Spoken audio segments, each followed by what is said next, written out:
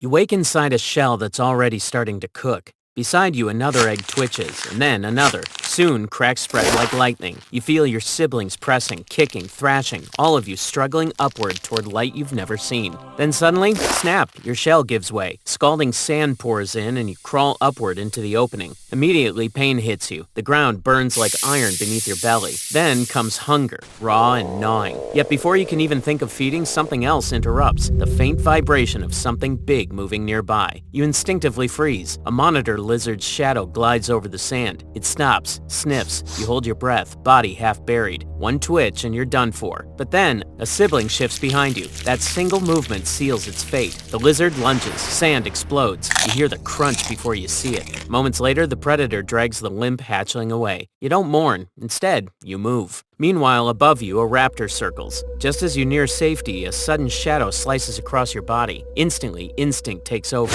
You vanish into a narrow crack between stones as claws rake the sand where you stood moments ago.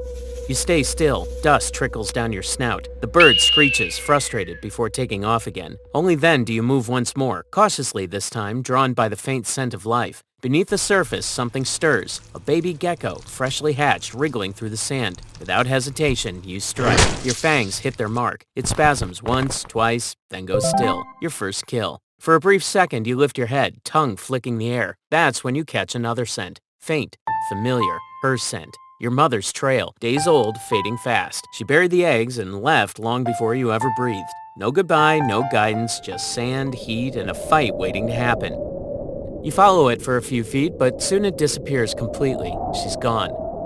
Just then, a shadow flickers nearby. You tense. Not a predator this time, but a dry leaf tumbling across the sand. Still, your body reacts before your mind does, and it saves you. Because only a heartbeat later, the monitor lizard returns, eyes scanning for movement. Had you hesitated even a moment longer, you would have been seen.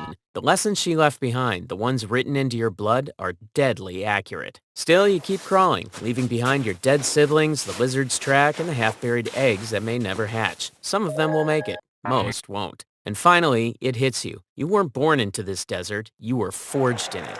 Welcome to life as an inland taipan hatchling.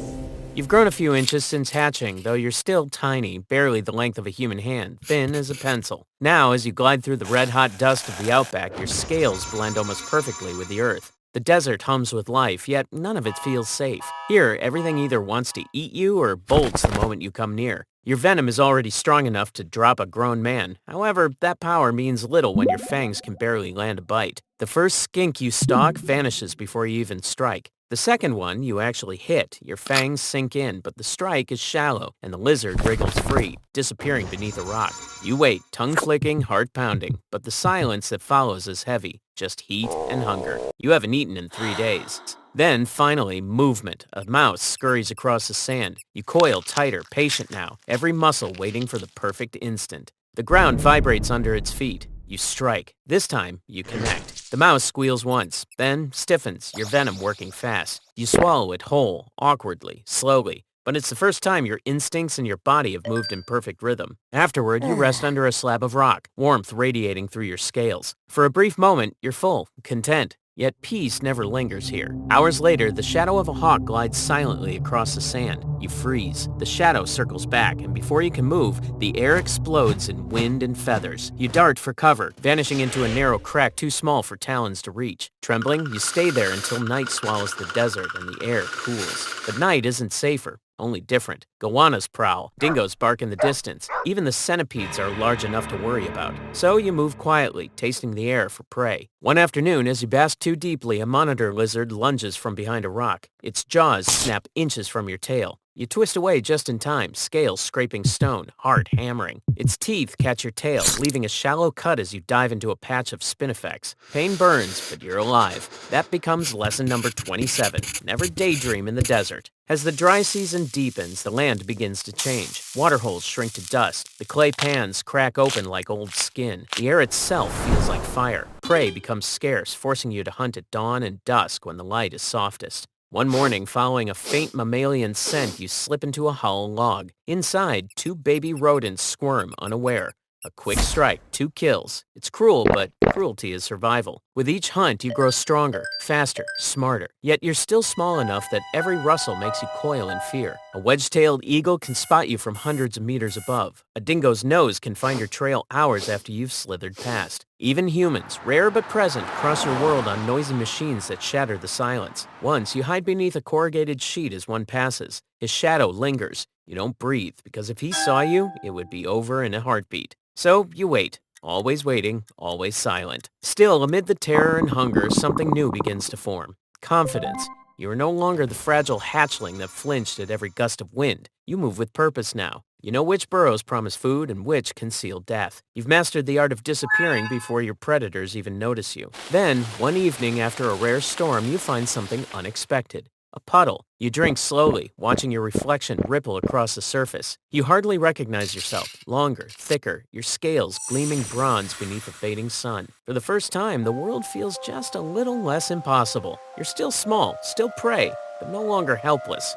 You're learning how to be dangerous, and in this land, that's the only lesson that truly matters. Months pass, and with them, the awkward clumsiness of youth fades into memory. Hunting becomes more than instinct. It becomes an art. Now you coil beside a burrow, blending into the cracked red earth. The desert holds its breath. Then, a faint rustle. A mouse trembles beneath the sand, unaware of the death coiled inches away. You wait. Stillness. Practice. Then, strike. Fangs connect, venom flows, death comes instantly. You swallow in slow, practiced rhythm, your muscles easing, heartbeat steady once more. Moments later, a skink darts past, another opportunity. You strike again, faster this time. Success. Another small victory, another step toward mastery. Instinct and experience have merged, yet not every encounter ends in triumph. One afternoon, another taipan slithers into your territory. Young like you, but ambitious. You freeze, muscles coiling beneath your scales. Its head rises, tongue flicking, tasting your scent. Tension thickens between you until the air hums with it. You circle each other, mirror images of defiance. Then, a flash, a strike, a dodge, a whip of motion. Dust rises. Neither lands a bite. Seconds later, it retreats. The message is clear. Survival depends on more than strength. It demands timing, patience, and the wisdom to yield. A week passes. You decide to test your limits. This time, the prey is larger, a rabbit, slow and unsuspecting. You coil low, body still as stone, and strike. Miss. The rabbit bolts. You follow, muscles rippling, fangs flashing again. This time, you graze its flank. A heartbeat later, it falters. Venom does its silent work. The hunt ends in triumph. Slowly, the small victories pile up, shaping not just your strength, but your discipline. Each day etches another line of experience into your movements. Confidence now seeps through every strike, every flick of your tongue. Yet caution lingers because you've learned the truth. One misjudged strike, one ignored shadow, and everything ends. The desert forgives nothing. Even so, something has changed. You move with purpose. Your strikes are deliberate. Your escapes calculated. You are no longer merely a survivor. You are a hunter, a contender, a young inland taipan claiming its rightful place in this harsh, merciless desert. And now, the desert notices you. Every shadow, every rustle, every heartbeat in the dust carries your presence. You've come of age. Time has stripped away your softness. The clumsy coils of your youth are gone, replaced by muscle that moves like molten bronze beneath the sun. At dawn, you rise from the cool shadow of a cracked stone. The sand glows orange beneath the newborn sun, the air already tense and dry. Beneath the earth, a heartbeat flutters, faint, frantic, unaware that death listens. You wait, motionless, as the desert stills around you. Then, in a blur of precision, you strike. The mouse barely squeaks. It twitches once, twice, then lies still. Venom seeps quietly through its veins, silent, efficient, merciless. You do not watch it die. You do not need to. The desert has taught you faith in your own perfection. As the morning gives way to noon, the world begins to burn. Heat ripples across the dunes like a living creature, shimmering with menace. Every being knows to move softly or not at all. Meanwhile, you remain poised beside a burrow mouth, letting stillness become your weapon. A faint scrape, a lizard tail brushing sand, betrays life below. It hesitates, sensing danger too late. You strike, and the desert falls silent again. But quiet never lasts long here. Soon another presence enters your domain, an intruder, sleek and young, arrogance flickering through every movement. He glides across the invisible boundary of your territory. Instinct halts you both, heads raised, eyes fixed. For a moment, the entire desert holds its breath. He flicks his tongue, testing you. You respond with a low hiss, coils tightening, sand shifting beneath your weight. When he refuses to back down, stillness collapses into violence. You move first, or perhaps he does. It no longer matters. Dust erupts. Bodies twist in mirrored rhythm. His lunge meets your counter. His pressure meets your patience. When he surges, you yield, then strike with sudden ferocity. Finally, hesitation flickers in his eyes, brief, fatal. You surge forward, fangs bared, dominance radiating through every motion. The younger Taipan retreats, gliding into the heat-shimmering horizon. You do not chase. Victory, you've learned, is not pursuit, it's control. Weeks drift by and the winds change. Clouds gather over the horizon, dark and swollen with the promise of rain. The air hums differently now, thick with scent, primal and magnetic. Female, fertile, near. You follow her trail through cracked clay and brittle grass, every sense sharpened. Yet you are not alone. Another male follows, drawn by the same call. When he appears, your eyes lock. No venom this time, only strength, endurance, and will. Coils intertwine. The struggle begins, a slow, grinding contest of power and patience. Sand grits between your scales. Minutes bleed into hours. The other's muscles tremble. His breath falters. Still, you do not yield. You press forward until he finally breaks, slipping away in exhausted defeat. You remain victorious, steady, triumphant. She accepts your dominance, and the cycle continues, unbroken, eternal. Here, at the height of power, life no longer feels like struggle. It feels like balance, a violent, perfect balance. You rule not by fury, but by precision. As the moon climbs high above the dunes, washing your body in silver light, the desert itself seems to bow, acknowledging the peak of its most lethal creation. You once ruled this stretch of desert. Every heartbeat beneath the sand trembled at your passing. You moved like breath through heat, silent, unseen, and inevitable. No prey escaped you. No rival dared remain. That was not so long ago. Now the air feels heavier. Your muscles ache before you strike. The sand clings longer to your scales as if reluctant to let you go. Even the wind that once parted easily before you now drags across your body like resistance itself. It begins one morning after the rains fail, again. The ground is split, dry as bone. You lie buried beneath a thin veil of sand, tasting faint vibrations in the air. A field mouse scurries past, careless, perfect prey. You strike. Dust bursts skyward. Your fangs close on emptiness. The mouse disappears under a rock, leaving only your coiled failure in the silence that follows. You stay there, motionless, stunned. It's the first miss in weeks, maybe months. You tell yourself it's the heat, the glare, the angle, but in your core, something unsettles. The next hunt fares no better, nor the next. You still kill, but the rhythm is gone. The desert's tempo is shifted, and you, once its master, are now a half-beat behind. Rodents linger longer before fleeing. Birds swoop lower, daring your range. Then, one afternoon, a rival appears, younger, faster, muscles rippling with that cruel perfection of youth. He crosses your boundary without hesitation. You both freeze, two statues of power separated by generations. Then, he lifts his head higher than yours. You coil and strike, lightning out of habit, but he's already gone. He doesn't fight. He doesn't need to. The desert itself declares the truth.